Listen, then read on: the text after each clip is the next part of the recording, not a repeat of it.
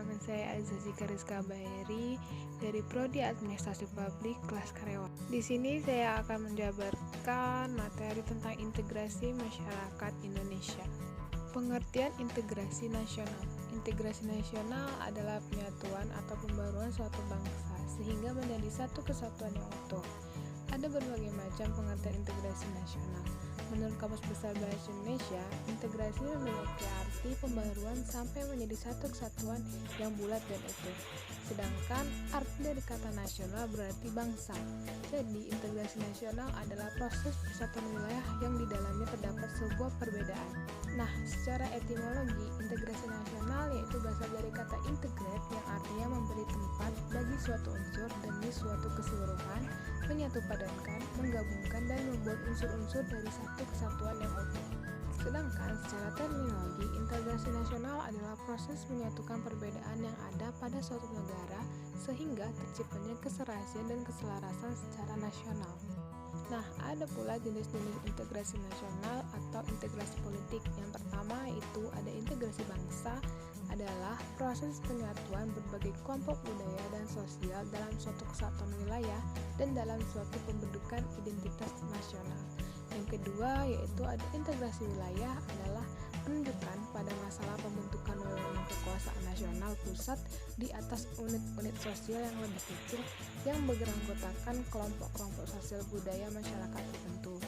Sedangkan yang ketiga yaitu integrasi nilai, menunjukkan pada adanya konsensus terhadap nilai yang minimum yang diperlukan dalam memelihara tertib nasional. Yang keempat yaitu ada integrasi elit massa, yaitu menunjukkan pada masalah penghubung antara pemerintah dengan yang diperintah, mendekatkan perbedaan-perbedaan mengenai aspirasi dan nilai pada kelompok elit dan massa. Sedangkan yang terakhir yaitu ada integrasi tingkah laku, yaitu menunjukkan pada penciptaan tingkah laku yang terintegrasi dan yang diterima demi mencapai tujuan bersama. Ada 3 aspek dalam integrasi nasional, yaitu yang pertama integrasi politik. Nah, dalam integrasi politik itu ada 2 dimensi, yaitu yang pertama dimensi vertikal adalah hubungan elit dengan massa, pengusaha, dan rakyat. Sedangkan dimensi horizontal yaitu hubungan yang berkaitan dengan masalah teritorial antar daerah, antar suku, antar umat, beragama, dan antar golongan. Yang kedua yaitu ada integrasi ekonomi, yakni saling ketergantungan ekonomi antar daerah yang bekerja sama secara saling sinergi. Yang ketiga yaitu integrasi sosial budaya, yaitu proses penyesuaian unsur-unsur yang berbeda dalam masyarakat sehingga menjadi satu kesatuan. Nah, ada pula sumber historis, sosiologis, dan politis integrasi nasional.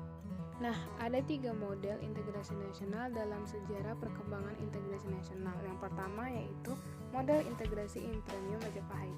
Model integrasi pertama ini bersifat kemaharajaan atau Impremium Majapahit. Struktur kemaharajaan yang begitu luas ini berstruktur konsentris. Terdapat 3 konsentris kerajaan Majapahit. Konsentris pertama disebut wilayah inti kerajaan. Nah, yaitu meliputi Pulau Jawa dan Madura yang diperintah langsung oleh raja dan saudara-saudaranya.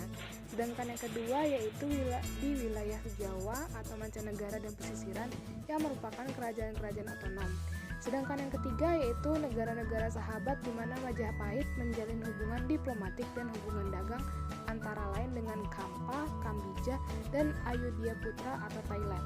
Yang kedua yaitu ada model integrasi kolonial, yaitu lebih tepat disebut dengan integrasi antar wilayah Hindia Belanda yang baru sepenuhnya dicapai pada awal abad ke-20 dengan wilayah yang terbentang dari Sabang sampai Merauke.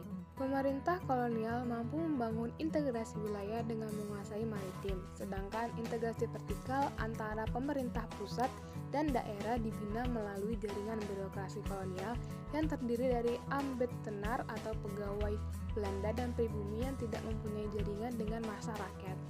Dapat dikatakan bahwa pemerintah kolonial tidak mempunyai dukungan yang berarti dari rakyat Indonesia. Integrasi kolonial ini tidak mampu menyatukan segenap keragaman bangsa Indonesia, tetapi hanya untuk maksud menciptakan kesetiaan tunggal pada penguasa kolonial. Yang ketiga ada model integrasi nasional. Model yang ketiga ini merupakan proses berintegrasinya bangsa Indonesia sejak bernegara merdeka pada tahun 1945. Integrasi model ini berbeda dengan integrasi model kedua. Integrasi model kedua dimaksud agar rakyat jajahan mendukung pemerintah kolonial melalui penguatan birokrasi kolonial dan penguasaan wilayah. Sedangkan integrasi model ketiga ini dimaksudkan untuk membentuk kesatuan yang baru, yakni bangsa Indonesia yang merdeka, memiliki semangat kebangsaan atau nasionalisme yang baru atau kesadaran bangsa yang baru.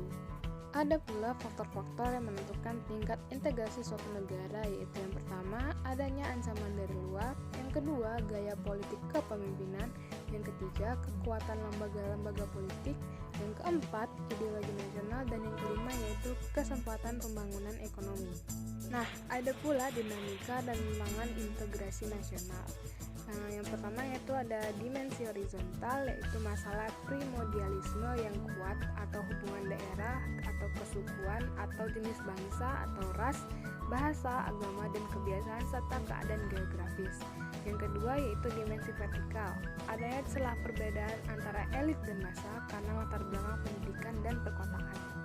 Nah, keinginan yang kuat dari pemerintah untuk mewujudkan aspirasi masyarakat, kebijakan harapan masyarakat, dukungan masyarakat terhadap pemerintahan yang sah, dan ketaatan masyarakat melaksanakan kebijakan pemerintah adalah pertanda adanya integrasi dalam arti vertikal.